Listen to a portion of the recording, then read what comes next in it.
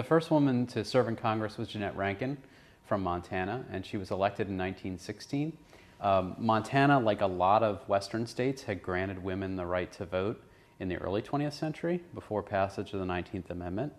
And so Rankin came into Congress in early 1917.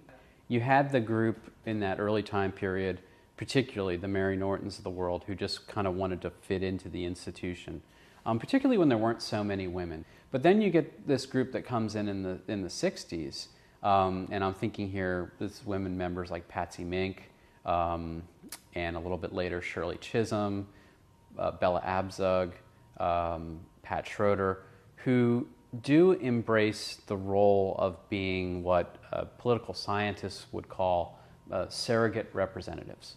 That they are women who not only represent the constituents in their district, they represent women and women's issues nationwide.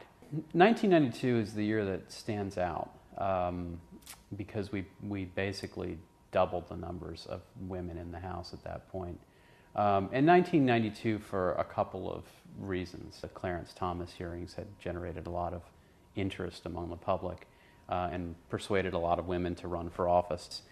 But for women in particular, the 1980s and into the early 1990s was really a time when women's groups, political action committees, kind of came to the fore, and you had groups like Emily's List who began to support particular candidates and put money into the process. You began to see in the early 21st century women placed into positions in the institution, into leadership positions, in really a way that they had never been before.